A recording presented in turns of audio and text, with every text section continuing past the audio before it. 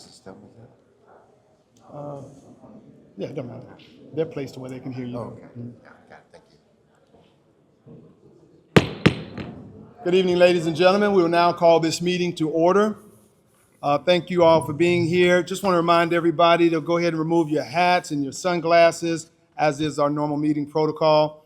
Welcome to this meeting here, our first meeting in the month of May, May 6, 2026. We'll begin with the roll call with District 1. And after following the roll call, we will have an invocation by Pastor David Buckley.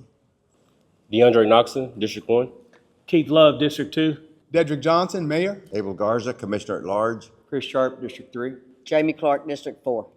All right, let the record reflect that a quorum has been established. We have 6 of the 7 commission members present.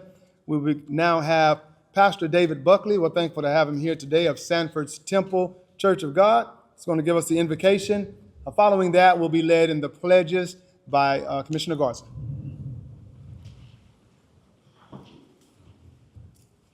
Our God, our Father, we thank you now for all things, God. Thank you for your grace and for your mercy.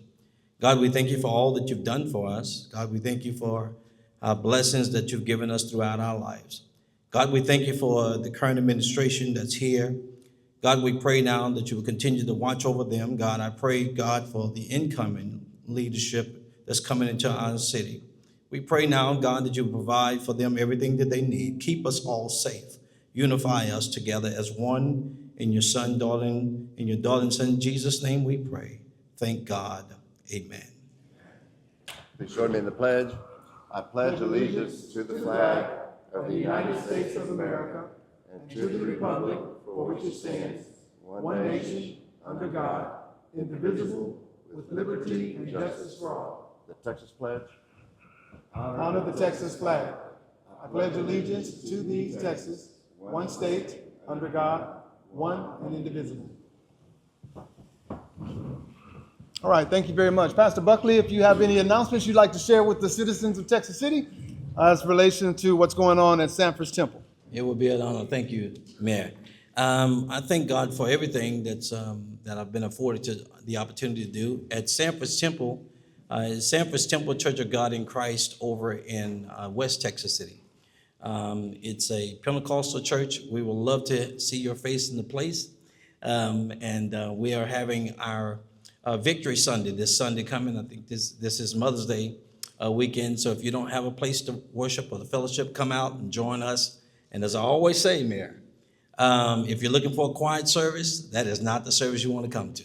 We have a great time in the Lord. Amen. God bless you. May God bless you. Thank you, sir. I appreciate you. All right, at this time, we are up to proclamations and presentations. First, we're going to start off by proclaiming May the 3rd through 9th, 2026 as Municipal Clerks Week. Whereas the profession of municipal clerks is essential to the effective functioning of local government in Texas, ensuring transparency, accountability, and the smooth operation of municipal services. And whereas Texas municipal clerks have pledged to be ever mindful of their neutrality and impartiality while serving as the professional link between citizens, the local governing bodies, and the agencies of government at all other levels. And whereas Texas municipal clerks serve as the official record keepers, managing vital documents, conducting municipal elections, providing legislative support, and ensuring compliance with laws and regulations in cities across Texas. And whereas municipal clerks demonstrate exceptional dedication, professionalism, and integrity in their work, often going above and beyond to serve their communities and facilitate the effective governance of local governments. Whereas it is fitting that the city of Texas City takes this opportunity to honor and thank Ms. Ramari Lee and her staff for the ongoing dedication, knowledge, and tireless service.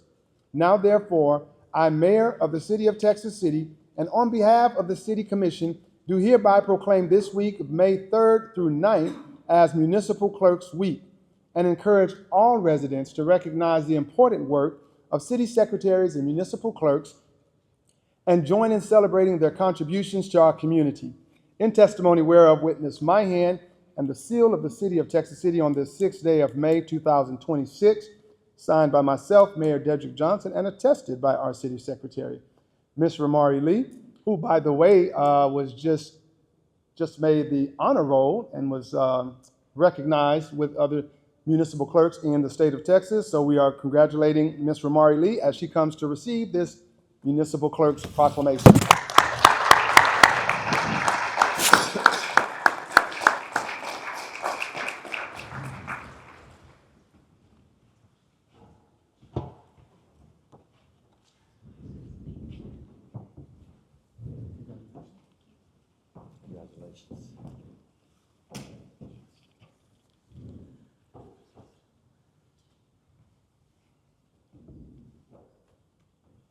I want to let everybody know that this honor roll recipient and achievement of Ms. Ramari Lee is her second consecutive time in receiving this, so we are blessed to have her here. Thank you very much.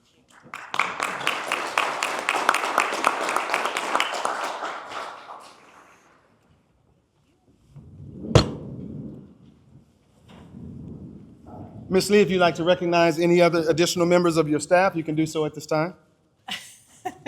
She's telling me to move it along. I mean, nothing could get done without the collaboration of course, my right-hand man, Ms. Renee Edgar, but all of the departments throughout the city of Texas City. We work well together, and it's a testament to who we are. So thank you.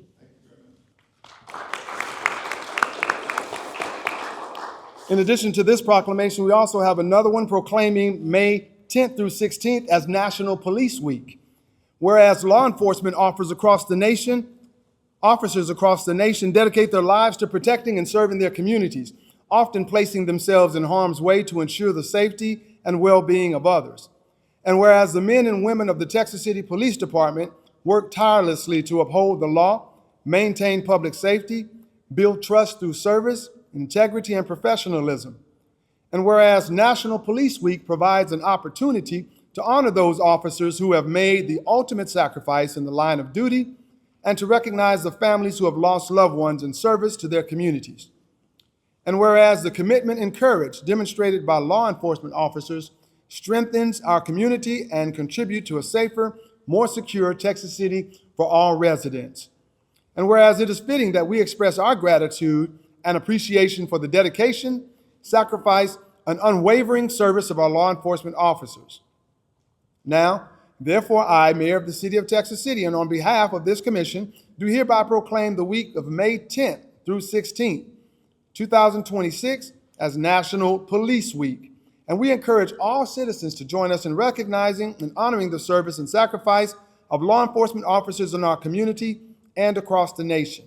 In witness whereof, I have hereunto set my hand and caused the seal of the City of Texas City to be affixed on this 6th day. I want to present this to our police chief, Chief Landis Cravens.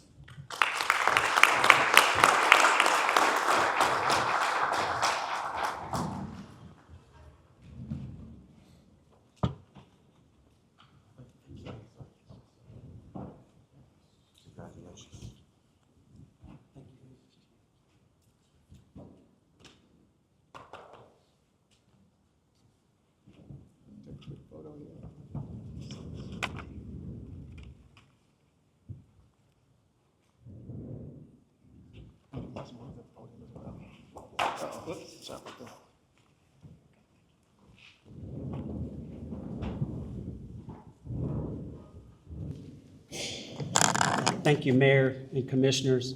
As the mayor said, November 10th through the 16th is National Police Week.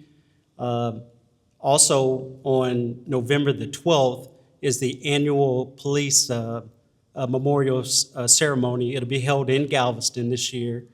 It'll be at 10 o'clock in the morning.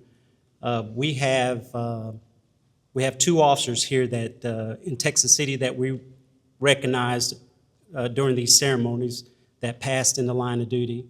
O.E. Simmons and W.C. Evans. Both died in the 1950s. And so we'll be recognizing them at the ceremony. Thank you.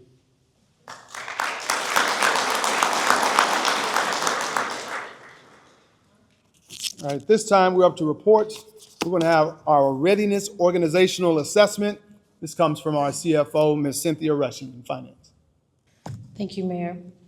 Commissioners, residents, let's see, I think, yeah, there we go.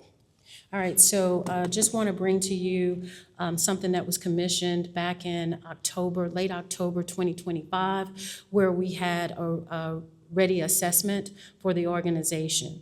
So you may wonder what was the case for action on that. So the case for action was underutilization of our enterprise resource planning system, which is a enterprise-wide system that we use, and it was underutilization. And so we knew that we had about 90% of the modules that had not been implemented, and we needed to implement the modules. We went live with the system, and the system is Munis, and it's supported by Tyler. It's a Tyler product. And so we implemented that system back in 2015. I think that's right. No, maybe 2011. Anyway, it's a long time. I'm gonna say 2015. So we implemented it in 2015, but we only implemented 10% of the modules. And so while we implemented only 10% of the modules or the functionality, we were paying for 100%. So we wanted to maximize the value of the system, but needed to realize, or at least take an assessment to determine what would be the success of implementing a system. And so we needed to know if the organization was ready for that. Because while, as you know, you can implement a system, but if you don't get the buy-in and if you don't get people adapting to the new system, they will revert back to what they've been doing. And so it would have been for naught by implementing or making that type of investment. So we had a third party, RGP consulting firm, come in, and they actually did an assessment. And that assessment consisted of, I'll take you to the page. So that assessment consisted of the box that you see highlighted here was the analysis. So they looked at our processes, they looked at the documentation, they looked at where were the gaps that would preempt us from being successful with the implementation. They also looked at what needed to be done, and a lot of that would be standardization. So after that, that's what the process consisted of. They interviewed all of the sponsors and stakeholders, which consist of the executive leadership team and the level below. We had a kickoff meeting, and then we had one-on-one meetings with the respective departments to understand their process and understand their pain points as well. So then what we did, the auditors just identified some of the problems. And these were the major themes. I don't know if I can slide that down. Okay, so thank you. So these were the major themes, and the main one, in my opinion, is the lack of training. So as you can read here, it's lack of training. We're still doing things manually, paper-based. There was poor human capital management, lack of budgeting, real-time information out of the system, poor expense management, redundancy of data entry, meaning that we have multiple systems. So we have our main system, which is our book of records, and that is Tyler or Munis. But then we also have these satellite systems. And so we'll enter the information in the satellite system, and then we have to enter it into our main system, which is Munis. So that's what that is referring to. And so here are the assessment highlights. Assessment highlights. So 90% of the modules owned by Texas City were not implemented. After review, 13 of those major functional areas were identified as deficient. We have 14 different applications that are being provided by another system, but that functionality exists in Munis. So what that means is duplication. We're paying for a system, for a software to provide services and functionality that we're already paying for in Munis. So this is a cost saver if we actually eliminate that software system and do everything out of Munis. So let's see. We're going to go to next steps. Next steps is on slide 13. So if you could adjust that for me to the slide 13. Yes. So the consultants put this in a quadrant. And so the area that we're focused on is high in opportunity and high in the number of departments that will benefit from any type of changes that are made. And that box is in the enterprise-wide. So all of those numbers where you see the financial system, our timekeeping, our benefits management, asset management, HCM stands for Human Capital Management, grants management, and policy management. And that is the focus area. So that is our takeaway from this assessment, ready assessment that was provided by RGP. So as we move forward in implementing the modules in Munis, these will be the focus areas that we will be focusing on initially. There's a lot more that we need to do. As you can see, all these different boxes. But we're going to focus right now on the seven that's listed in the box. That concludes my report. Happy to take any questions. Thank you, Ms. Rushing. Commissioners, any questions on what you've seen or heard thus far? Well, we appreciate you taking the initiative to get with this and this, give us an image of our organizational readiness, and so we're able to see some of the things that we can work on toward process improvement. Thank you very much. Thank you.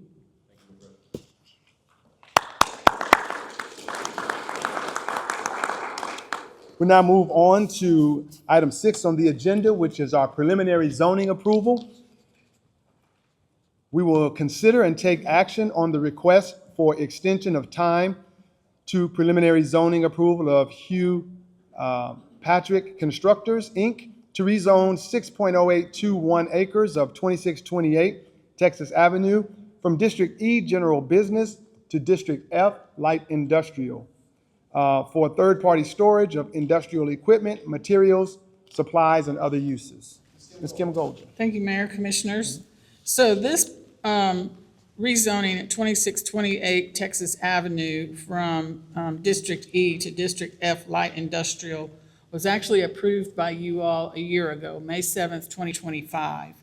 As you know, under our ordinance, there's a second step to make a zoning permanent or final, and that involves the pulling of a building permit.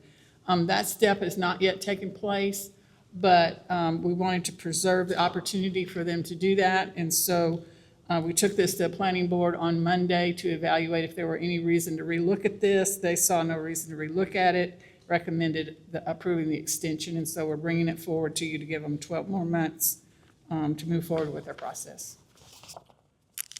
Thank you, Ms. Golden. Commissioners, anyone have any questions on this agenda item?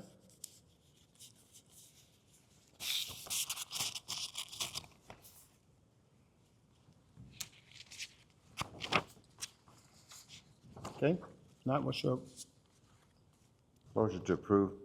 Second. motion has been made by Commissioner Garza to approve this preliminary zoning approval. It was seconded by Commissioner Sharp. All those in favor, vote by saying aye. Aye. All opposed? Motion carries. Thank you very much. We are now up to public comments. We do have two who have requested to address the commission. Let me remind everyone on public comments, you have up to 3 minutes to discuss any item on this agenda. And it is not a time for the commission to address any questions, but to hear what is being brought forward. Our first person is Mr. Brian Gutchess, who wishes to speak on consent items B, C, D, E, and F. B, C, D, E, and F on consent items, and regular items C, D, E, and F. Thank you, Mayor, for allowing me to talk. My name is Brian Getchis. I live here in Tech City. I put down all the letters here, but I'm humbly asking you as a candidate who will be sworn in next week to table or not vote on any spending issues until the new commission comes forward. There's a little over $2 million that you will authorize to spend if you vote on it. But I'm asking you specifically on certificates of obligation that if you pass those, you give us a rolling tally of what we spent and what we have left. The more we spend now, the less we have for the buildings. And I think as myself as a public, we would have the right to see a rolling tally of we spent. I thought we authorized 75 million, but the city's been quoted as 74 million. So I don't know, but I know if we're spending 1.2 million today and where all the certificate of bond money is coming from. I know we have the library roof, we have some maintenance issues, but I would ask you humbly to not vote on those and let the new commission, which will be pretty new and inexperienced, to have an idea of how much money we have left and how much money we spent. And I just humbly ask that. Thank you. Sir.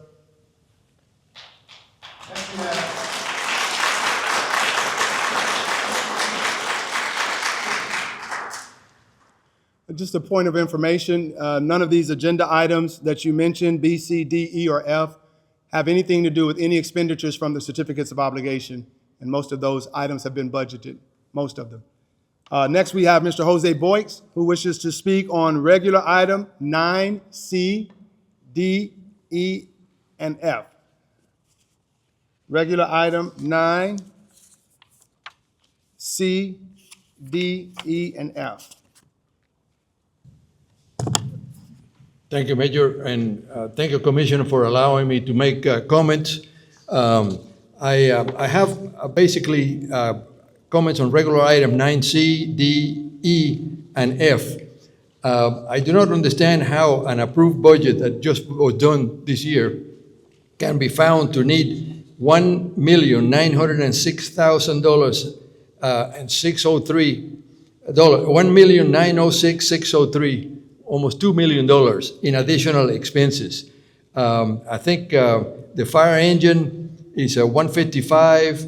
The resolution doing the all enterprises, HGAC, $1,237,000. And then the one that is kind of interesting, I probably don't understand it, but back in March 18th, we already approved something for ERP for $152,100. Now we have something called EERP for $14,603. I don't, it seems like the same thing, and we should have had everything together in one request.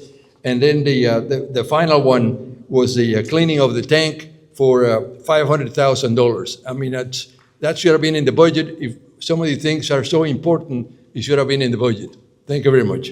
Oh, I request that you all table the motion, the action on those 4 items until the next commission is met. Thank you very much. Thank you, sir.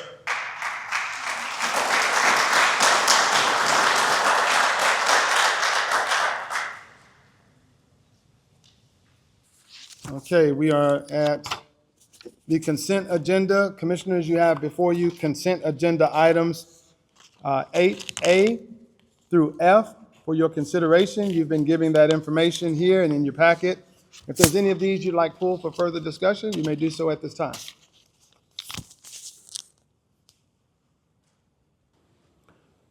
Mayor, I like item B off the consent agenda to be pulled.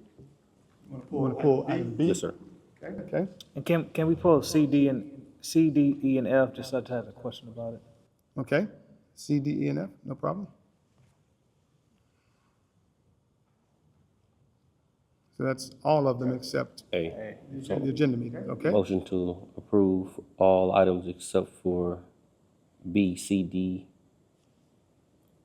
E, and F. I just want to approve A. Motion has been made to approve item A. Second. There's a motion made by Commissioner Knoxon, seconded by Commissioner Garza to approve item A. All of those in favor, vote by saying aye. Aye. All opposed? Motion carries.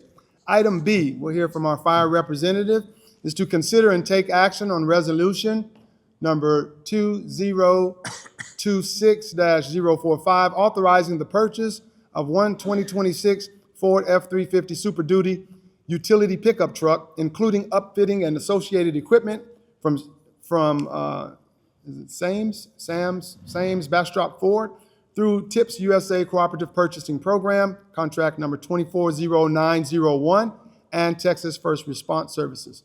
Chief Harris? Thank you, Mayor. Good evening, everyone. So this vehicle is the utility vehicle, which all fire stations have a utility vehicle for Station 5. It is part of the certificate of obligation, and the funding is part of the certificate of obligation. We are ordering these vehicles now. There's a delivery wait period for any vehicle.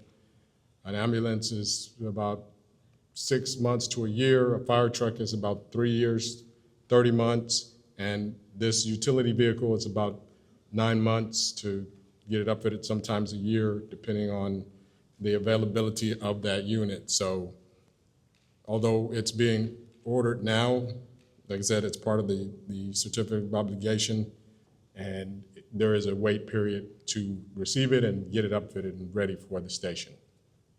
So that's why it's on here. Thank you, Chief. So I do stand corrected. Earlier I said that none of these budgeted items were from the CO bond. This one is. It's included in part of the package for Fire Station number 5. It is budgeted in the CO bond. It does not pull any funds away from the municipal complex. Those funds are separately earmarked. And so I just wanted to put that out there. Thank you for the correction, Chief. And this truck is one of the trucks that all fire stations have so that when they have somewhere to go, they don't have to drive $1 million fire engine just to go to the store. So that's another use for it. Right, this truck is used for people that are in school to go to school, to pick up food, to pick up equipment. Sometimes they make tire runs. They do a lot of running around that you wouldn't use the fire truck. They pick up things that we order that usually sometimes comes to City Hall or comes to fire administration, and there's no truck bed on the fire truck, so they use the station utility vehicles to pick up items that have been ordered, EMS supplies and a number of other things that come in. And Chief, what's the estimated timeline from us getting the utility truck to Station 5 being completely finished to where it can be used for that? Our hopes is that Station 5 is on schedule, and we're looking at about a year and 4 months. Jack could probably answer better on the station, but somewhere around a year and a half. Best case scenario, we would have this truck outfitted and everything, maybe 9 to 10 months. So hopefully we would have it before, but best case scenario, around 10 months, we would have this upfitted and put into service, registered, and all the things that we have to do once we get it. Chief, is it safe to say that the sooner you purchase trucks like this, fire equipment and outfitting, the less the price will be as you delay and push it further down the road, it's more expensive? Yes, these quotes are good for a period of time, and it's usually conveyed on there.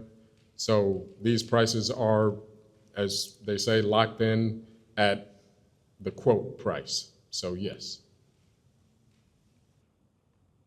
Thank you, sir. Any other questions of the commission? I'll make a motion to approve item B on the consent agenda. Second. Motion has been made by Commissioner Knoxon to approve item B, seconded by Commissioner Love. All those in favor, vote by saying aye. Aye. All opposed? Motion carries. Thank you. Aye. Oh. Was that something? Sorry, yeah, she didn't hear me. Okay. You were with the approval? Yes. Okay. Unanimously approved. Thank you. Item C, 8C, consider and take action on resolution number 2026-046, authorizing a purchase order to Mainland Children's Partnership for Inspector Specialist Services. Commissioner Love, I believe you pulled this item? Yeah, I just had a question. I Okay, know it okay. was mention made about it coming from, I just want to know where the money, the funds came from, that's all of the items. Okay. These are all different funding sources, but, okay.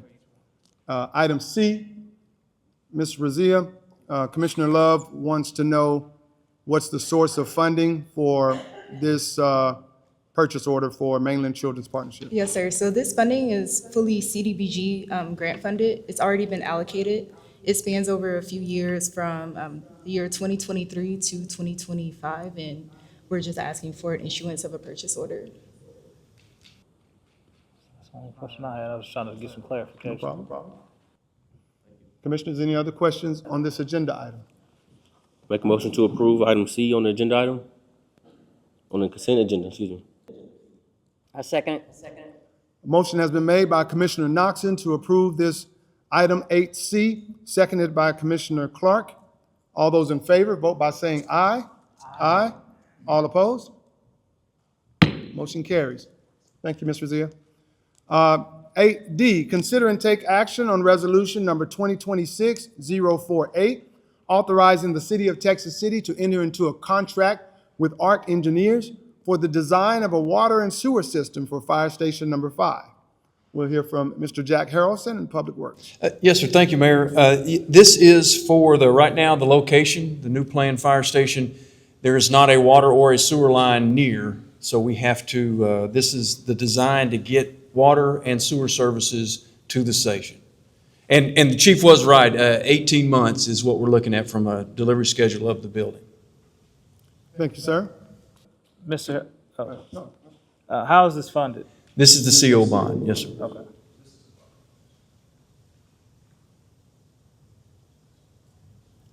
Any other questions, commissioners?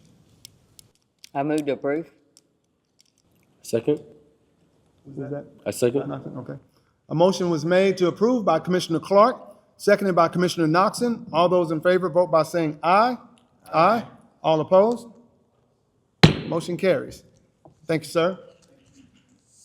Next, we'll hear from our engineering department to consider and take action on resolution number 2026-049, authorizing the City of Texas City to enter into a contract for professional services with Wildan Engineering for plan review services as needed to support the Building and Inspections Department.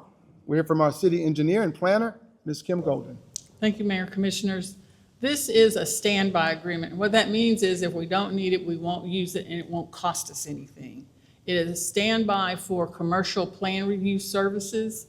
We have 2 approved plan review positions in the Building and Inspections Department. Our seasoned commercial plan reviewer retired at the end of last year. He's been working with us on a part-time basis, but his hours are limited. And so we're running out of his hours, and we want to have these services on standby in case we come in with a lot of commercial plans to review. We don't want them to get bogged down or people to have to wait on them. The arrangement that we have with Wildan is that their fee will be a percentage of the fee that we collect for that plan review.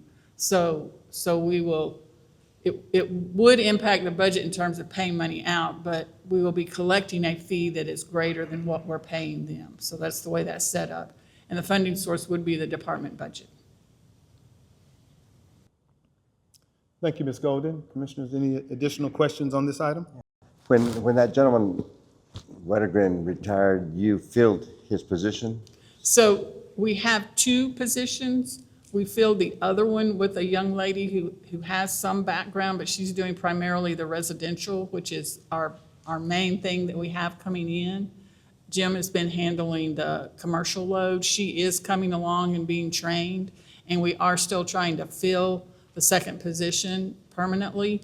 But until we do, I didn't want us to end up with a bind, and I didn't want, our applicants to be waiting on the plan reviews. And Wildan's been real good to work with. They give us a very timely turnaround. They really work seamlessly with the department. They are already tied into our permitting system online, so it's just a very smooth relationship. Thank you. Motion to approve, Mayor. Thank you. Second. Motion has been made to approve by Commissioner Garza, seconded by Commissioner Sharp. Any additional questions? All those in favor, vote by saying aye. Aye. All opposed? Motion carries. Thank you, Ms. Golden. Also, engineering, we'll consider item F, consider and take action on resolution number 2026-050, concurring in the recommendation for award of the contract with the Galveston County MUD 53 to Eagle Contracting for the construction of the FM 517 water plant, Phase 2A. Ms. Golden? Yes, sir, Mayor. So this is a contract that the city is not party to this contract. This is a contract that's between Galveston County MUD District 53 and the contractor to build this water plant expansion project. This is in support of the Lakeside Bayou subdivision that had a recent groundbreaking. It's located on FM 517. It is part of our capital improvement program for the water system. It is eligible for payment from impact fees. However, this particular contract is between the district and the contractor who's building it. So that means the district is paying them out of the MUD assessed fees from that subdivision. Now, I don't want you to be surprised that at the next meeting, we will have a budget amendment because about 2 years ago, the commission approved a cost-sharing agreement having to do with this project because we're basically building it a little bit bigger than you need to for just a subdivision because it's better. We're going to get a better, we're going to get a full-size water well, and we're going to get a better ground storage tank, and that will put us in a position to be able to fully develop that whole area and not just the subdivision. And so the contribution you already approved is $1.5 million. We'll be coming forward with a $900,000 budget amendment at the May 20th, and that will come from the impact fees. That will come out of the Capital Recovery Water Zone 2 fees, and there is a very adequate fund balance there for that. But this particular action you're taking tonight has no fiscal impact. It's required that you concur in this award under our utility services agreement with the MUD, and then they will move forward with signing this contract and getting the project started. I know that's a lot, but it's a lot, so I'll be glad to answer any questions. Ms. Golden, could you just touch on, I know you said at the May 20th meeting, what's supposed to happen on at that meeting? So the commission has already approved about 2 years ago, I don't have the date, it'll be in the write-up next time, has already approved a cost-sharing agreement with the MUD for this project. Because what we're building is we're adding on to the existing water plant. So there's already a water plant there that's serving pretty much the junior high school and some other area around there. So we need to make it bigger for Lakeside Bayou. But we need to make it bigger than that to serve the entire service area. And there were two components of the expansion that we wanted to go ahead and get built out full size. The water well. There's really no way to incrementally build a water well. So we needed to build the full-size water well, which is the redundant water source. And then the other thing was the ground storage water tank. Didn't make any sense to build a smaller tank and then tear it down and build a bigger tank. So we're going ahead and building out the full size of the ground storage water tank. And that way we're also getting a concrete tank instead of a metal tank, which is a better tank. So the calculated difference in that kind of upgrade is about $1.5 million. This is just phase 2A. There's going to be a 2B. So between 2A and 2B, that's the $1.5 million. 2A will take about $900,000 of that cost share. And so that's what's going to be on May 20th. And again, it's coming out of the existing fund balance, which is money that's been collected from impact fees. And the impact fees are collected for capacity increase projects, which is what this is. In other words, it's the capacity to serve more people. Thank you. So, Ms. Golden, this budget amendment, this is just essentially just to help with the projected growth? Yes, exactly right. And again, this is not the budget amendment. That's going to be on the next one. But I didn't want anybody to be surprised when we came back. You know, I tell you there's no fiscal impact today, and then in 2 weeks I say here's a budget amendment. So I didn't want anybody to be surprised by that. So that's why I may be telling you too much, but y'all can handle it.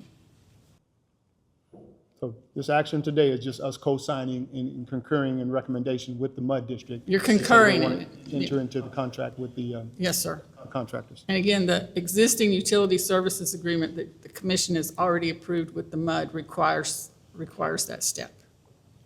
And we've had it reviewed by our engineers. Our engineers actually did the design, and they've reviewed the bids, and they've reviewed the recommendation, and they concur in making this award to Eagle Constructing. They've checked them out, they've checked out the references, and so everything's in order. Just for clarification, I was speaking to what Commissioner Love was, the question he asked about the future budget amendment. Yes. Any other comments or questions, commissioners?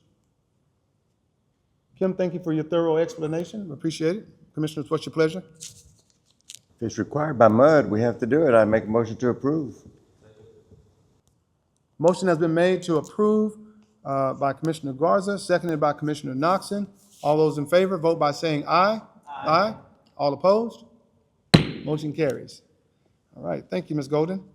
You still have another item here, as you see. Consider regular item 9A, consider and take action on the second reading of ordinance number 2026-08 to set the speed zone for State Highway 3 and FM 1764 as recommended by Texas Department of Transportation on the basis of an engineering and traffic investigation. Ms. Golden? Yes, so this is the speed zone change that TxDOT has done a study and recommended and requesting us to do. It's around the Calvin Vincent Early Childhood Center. It is setting the speed limit on State Highway 3 and establishing a school zone. It'll be a school zone while flashing speed limit. And then on the frontage road, it is also establishing speed zones there, as well as the school zone that will be when flashing. And we've had our traffic consultant review the study and concur in this recommendation. This is the second reading. It will come back to you for a third reading at the May 20th meeting. Nothing has changed from the first reading? No change, no, sir. Motion to approve, Mayor. Second. Motion has been made by Commissioner Garza, seconded by Commissioner Sharp. All those in favor, vote by saying aye. Aye. All opposed? Motion carries. Thank you. Agenda item 9B, to consider and take action on ordinance number 2026-09 from Gust George to rezone property located at 8510 FM 517 East, Texas City, Texas, from District A1 Single Family to District E General Business for continued commercial use of the Last Pit Stop Restaurant and Bar. Ms. Golden? Okay, so we are catching up on a little bit of our backlog here. This preliminary zoning approval, the change from District A1 to District E for this existing business was approved by the commission on September 21st, 2022. They did move forward and get their building permit August 31st, 2022. That was within the 12 months. And so they met the criteria for being able to get the zoning made permanent. We just didn't bring it forward until now, so we're catching up on that. And it is here for you all to approve it so the map can be changed. Thank you, Ms. Golden. Any questions, commissioners? Ms. Golden, what, did you say 2022? Yes. Yep, we're a little late getting here. But we checked with the city attorney, and since they did it within the 12 months of when the preliminary zoning approval, we don't have to go through the whole thing again. It's still an act that you all can approve. Was the holdup on their end? No, it was ours. They did what they were supposed to do. We were tardy in bringing it forward. Okay. This was, we had already approved this rezoning. This is just to make it permanent for the maps. Yeah. Motion to approve, Mayor. Second. Motion has been made by Commissioner Garza to approve this agenda item, seconded by Commissioner Sharp. All those in favor, vote by saying aye. Aye. All opposed? Motion carries. Thank you very much, Ms. Golden. All right. Tell me the order we're supposed to do these again. So we're on item C, okay. So I'll speak on all the budget amendment items, which would be C, E, and F. Okay, and we'll come back to D. And we'll come back Thank to you. D. Item C, consider and take action on ordinance number 2026-10, amending the City of Texas City's 2025 fiscal year budget to appropriate funds to support the operational needs and service delivery of neighborhood improvement services. And so it says fire on the agenda, but because these are budget amendments, we're going to hear from our Chief Financial Officer, Ms. Cynthia Rushing. Thank you, Mayor and Commissioners. This is for our neighborhood improvements, for being able to maintain code enforcement. There was a question or a comment made about a budget and why this is requiring a budget amendment. Let me just explain to all of you that the FY26 budget was based on actual spend in FY25. And so we did that to basically prevent us from rolling over excessive budgets. So the previous years, we would only spend in some departments, but on average, 70% of the budget and 30% would roll over. So we really need to get a good understanding and a good handle on how much does it really cost to run the city. How do we maintain the city? What does that cost? And so in FY26, it was a bit of a shocker for the organization, but we rolled over the actual spend.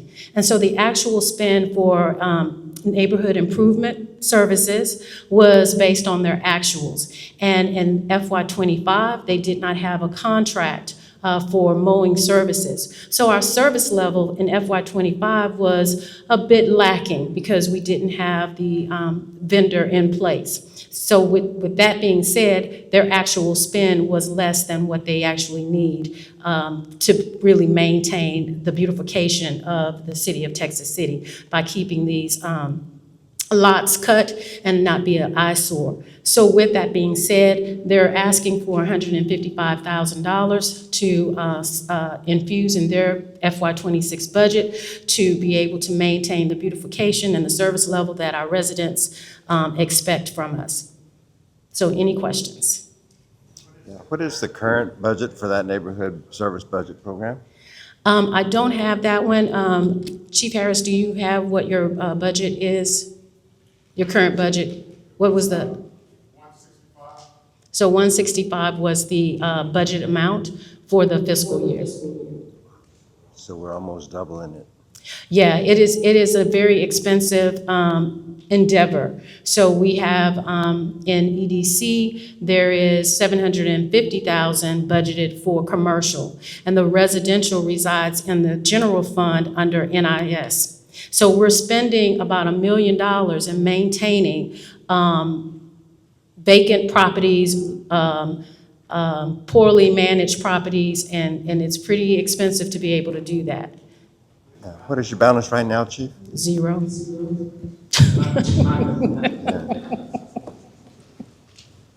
Zero? Did he say zero? Yeah, that's why we're asking for the Oh, budget my amendment God. to add to it. We've already exhausted what we used. Have we collected any, for some of these residents who don't want to remain in compliance, are we collecting any money from them to offset some of this additional cost? Yeah, so Just for the record, can you, on the mic, answer Commissioner Garcia's question about the fund balance currently? So the question from Commissioner Garza was, what is the balance in this line item for NIS department? And this line item is zero. They have, He also asked what was the budget. the official budget was $165,000 for the FY26 year. So she's right. This funding would take care of current cases that we're working, grass, junk and debris, junk vehicles, and things like that. So also what is occurring is we've abated a bunch of structures, as she said, and the folks who have had those structures abated, now we're cutting the lots. And there are liens filed on those properties, and sometimes they do pay those liens, but operating-wise, it doesn't do us, any good. Thank you. Is there an attachment to this item? Repeat the question? Is there an attachment to this item? Can we see it? I don't have it on my, that's why I haven't seen it. Yeah, so what you're seeing here is for budget amendments, we've implemented an internal process where the budget amendment is presented to finance. Finance looks at what the financial impact of the budget request, and this is where we sign off, and we're attaching it to the agenda to give the commissioners or the commission comfort in knowing that internal review has occurred. And so we just implemented this process like 2 weeks ago. So one of the many things that we're doing for process improvement and transparency. Yeah. Can you go back down, Robert, please? It says the purpose is for the health benefit cost higher than expected? I think that's a typo on that one. What is it? The purpose of this budget amendment is talking about health benefits. Oh, okay, yeah, this was, yeah. We crossed Yeah. that one with another agenda Yeah. item, yeah.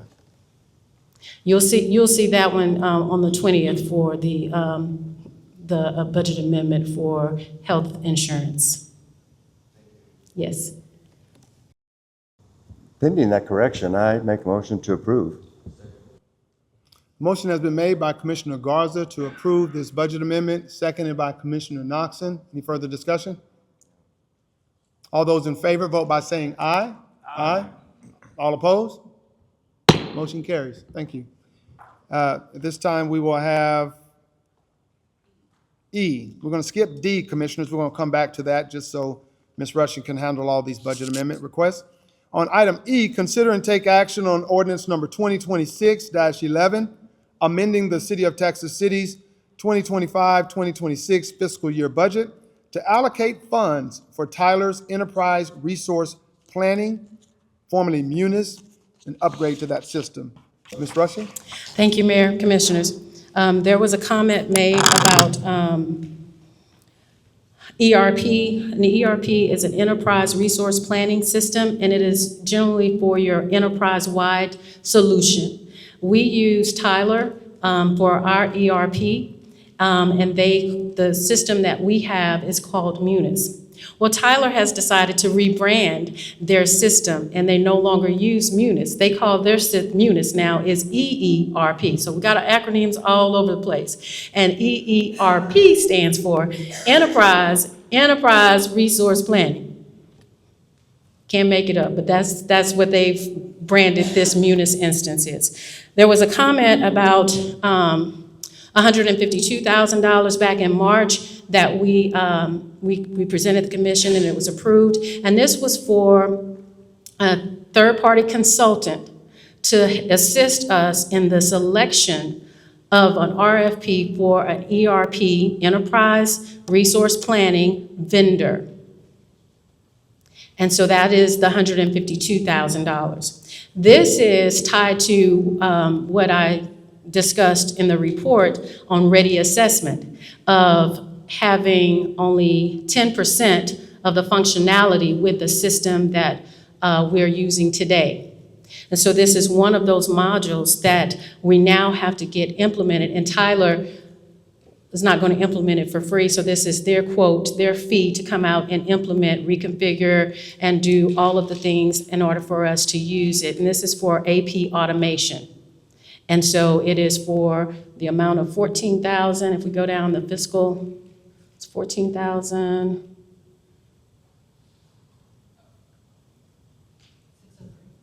$14,603. And so that is the amount that it will take for Tyler developers to come in and configure the system, train the staff on how to use it, and this module is for AP automation. It will be an amazing tool for us to have. And so that's what this $14,603 is for. And the 152, please do not confuse the two. The 152,000 is for the external consultant to help with, or assist us with the selection of an ERP, Enterprise Resource Planning vendor, or Enterprise Resource Planning solution. So today we're using Tyler. There may be some other vendors out there that may be better. And so we want to make sure that we are good stewards and have a fiscal responsibility in selecting the best vendor for our system, our enterprise-wide solution. And that's what that $152,000 is for. This is for the implementation of AP automation in our current system that we've owned since 2015. Thank you, Ms. Rushing. The previous Eunice was only being used 10%, and we ended up hiring another software, paying for another software package to do the same thing that Eunice could have done, that you made in your report. Repeat that. Eunice was only being utilized at 10%, and we ended up buying another software package to. No. What were you talking about at that we duplicated? Oh, okay, so in the ready assessment, where the third-party consultants came in and they got under the hood and they looked and they saw, hey, you have this particular tool here called Munis, and it has the functionality to do work orders.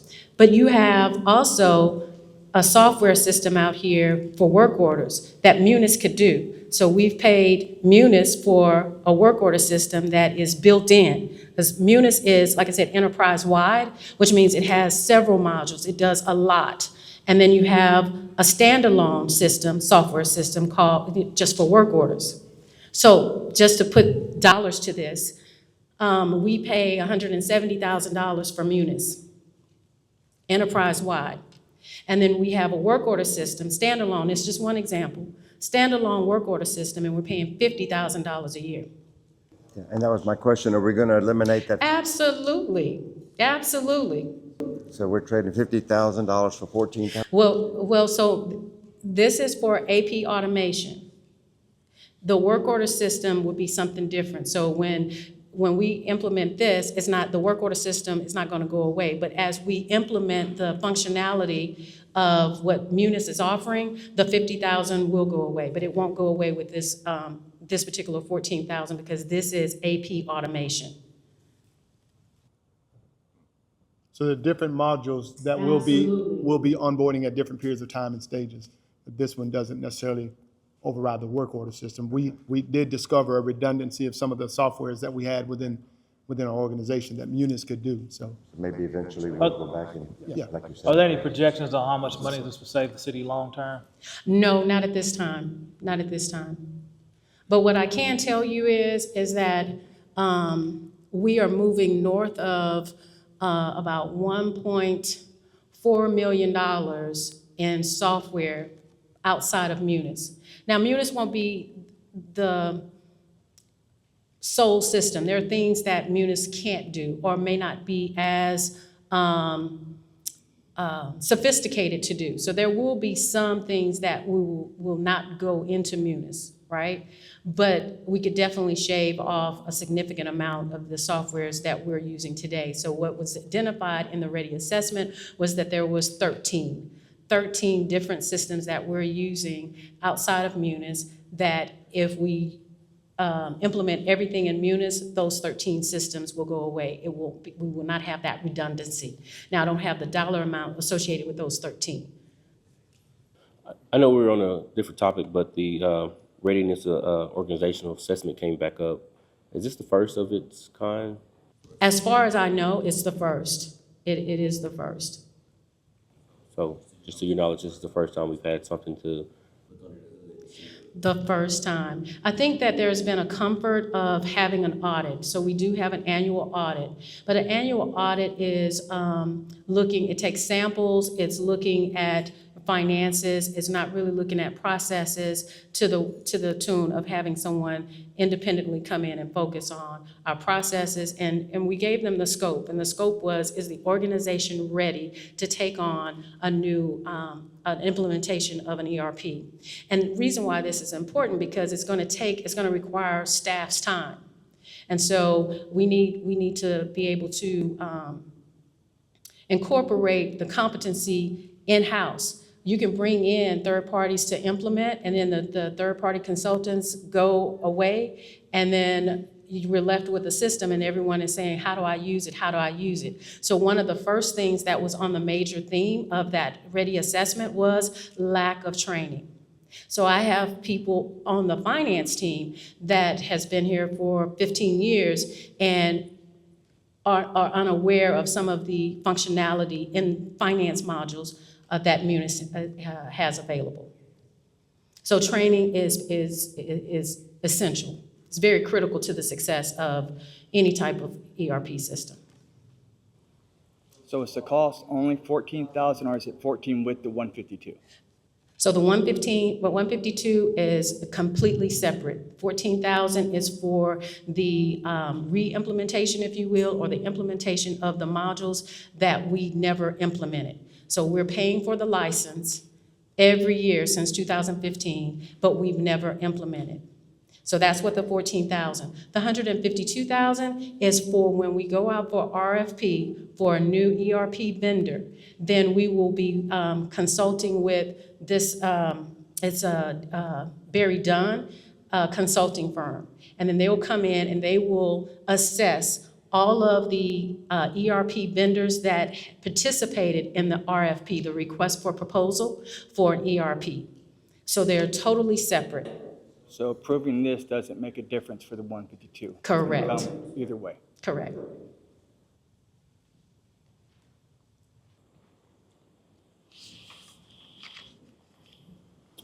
Make a motion to approve. If there are no other questions. A second. Motion has been made by Commissioner Knoxon to approve this agenda item, seconded by Commissioner Keith Love. All those in favor, vote by saying aye. Aye. All opposed? Motion carries. Thank you, Ms. Rushing. Let's see, we got E, we're gonna do F, all right? Moving on to agenda item 9F, to consider and take action on ordinance number 2026-12, amending the City of Texas City's 25-26 fiscal year budget to appropriate funds for the aeration tank cleaning at Knox Wastewater Treatment Plant. And we're going to hear from Ms. Rushing and Corbin Ballast. Yes, this is very detailed, and so I want to make sure that I have the SME subject matter expert here to answer any questions that you may have. This is a request for $500,000. My understanding is that this was something that was approved in the FY25 budget, and the project didn't get started, and so it is critical and urgent that we take action on cleaning this tank. And so we're asking for $500,000 to be able to do that. Corbin can add more to this budget amendment. Typically, our goal is to try to clean a tank a year. We do not always get to it. And in the past, it's been about $150,000 a tank. We put in the budget for this year before we got the bids back last year, and we had enough funds to clean half of a tank. So what this would allow us to do is finish that half of a tank and clean another tank. And that's what we're asking. It's for treatment efficiencies.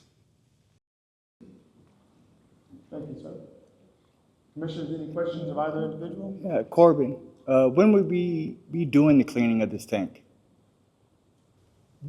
When would we actually be doing We would the start cleaning? probably in June. In June. Okay, so there's no rush. Well, we would need to, if this budget amendment is approved, we would come back with a contract with a company. So however long that would take.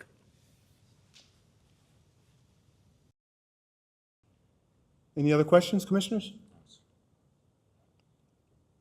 I think we should table this till May 20th. There's no rush on it right now. There's no reason to make this amendment now. Let me remind you that if this is approved today, there's still a process where they have to go out and get a contract and bids. And so even though it's in June, there's a lot to be done in between the approval and when there's desire to start. So I have a question, Corbin. You said it'll be most likely done in June, which is less than 30 days away? Okay. Well, we would start as soon as, we would move forward as soon as We got You get a the contract with, approval to go, and it would take 30 to 45 days to get it set up. how urgent would this be to get done once all that is processed? Is there any urgency to clean that one tank and that other tank in half? What's the risk of the delay? The risk of the delay is we Erosion of could our assets. stake have a chance of violating permit. Violating our discharge permit. And this itself doesn't necessarily cause it, but if we had, say, a blower go down, that's gonna put us susceptible to violating our ammonia threshold. Or if something else happened, you know, it could be a bacteria violation. So from what I understand, being in the industry, we try to fix things now while we don't have more problems, rather than waiting, kicking the can down the road. So, am I allowed to make a motion to approve? Or do I have to wait? I got a motion on the table. Okay. Thank you, Courtney. We have a motion on the table to table this agenda item. If we table it till June, we're only looking at one extra meeting, right? May 20. So what happens is that we have to have competitive bidding, so we go through the RFP process, and so all of the, contracting, so it just further delays it. And so, and I don't know if this quote is a locked-in quote. I don't know what it's gonna do with the change of pricing. So we thought that it was going to be a certain amount when we budgeted, and then found out that it wasn't enough. So cost fluctuation might be a concern to consider. There's a motion on the table to table this. Is there a second?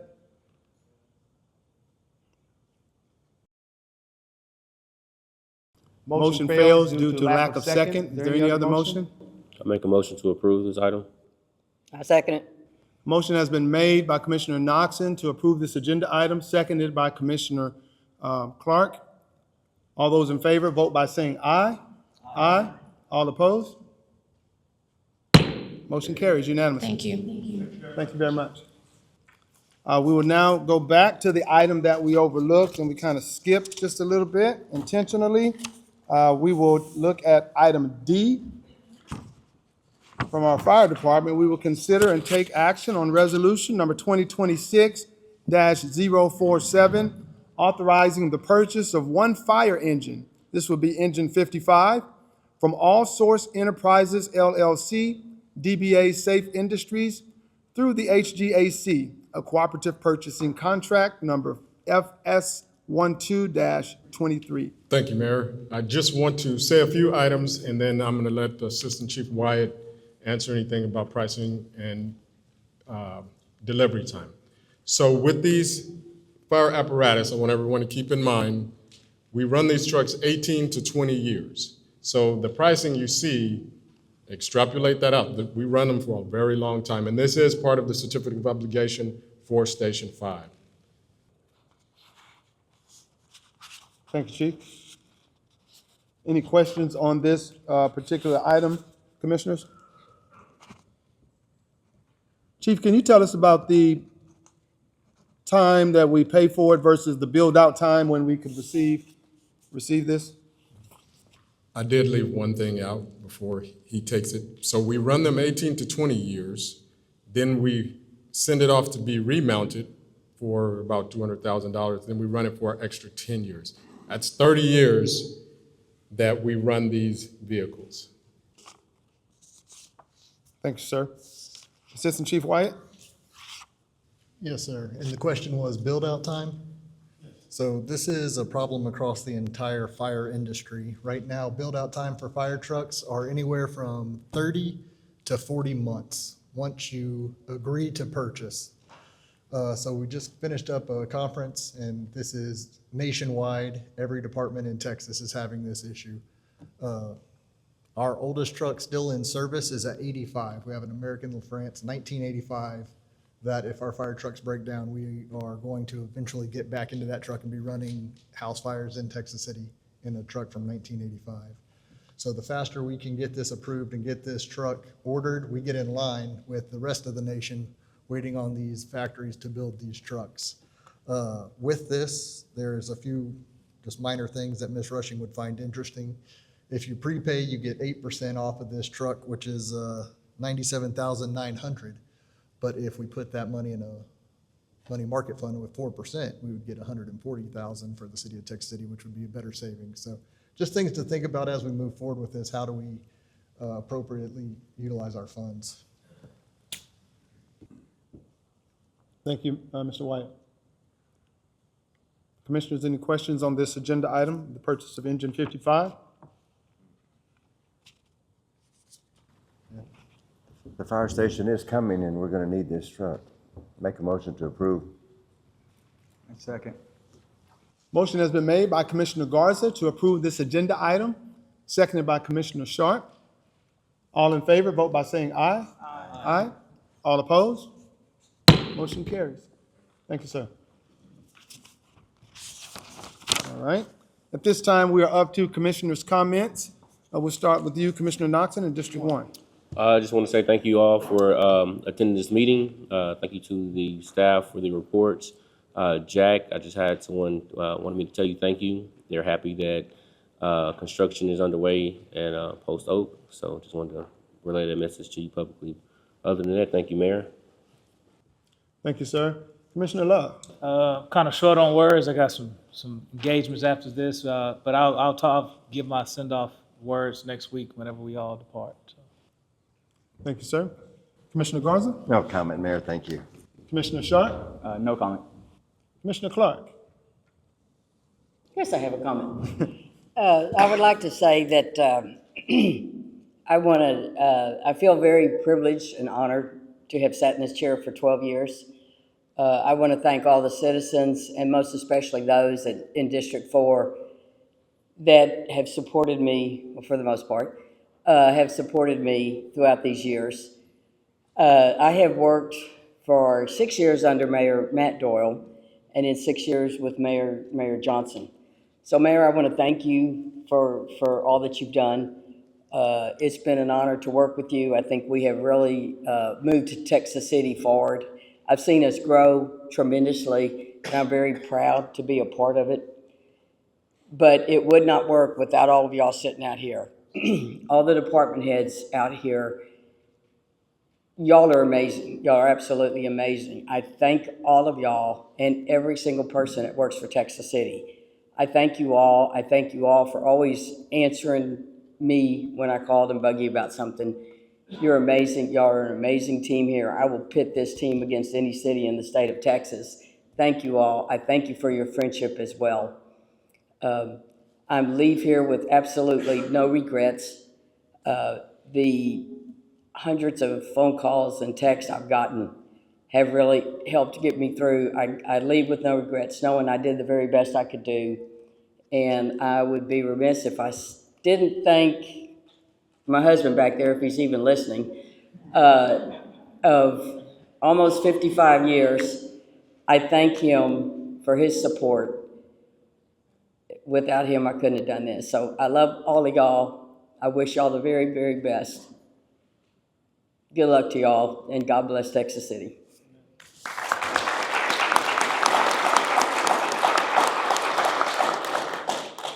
Well, Jamie, let me say that it has been a pleasure working with you and serving with you as well. And you said it.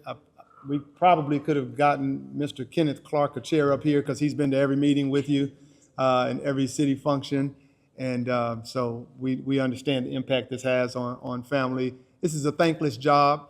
And next week, we'll get an opportunity to give proper send-offs, as Commissioner Love stated. But I'm glad you shared your sentiments with us. It has been, again, a joy working with you and so many others. None of us could do any of the things we do without the subject matter experts, the department heads, who are the wind beneath all of our wings. So thank you very much again. I don't have anything to say at this time, but I will extend a blanket invitation to staff. If you have any reports or updates, you can give those to us at the podium at this time. Good. Motion to adjourn. All right, motion is adjourned. Thank you. Meeting's adjourned.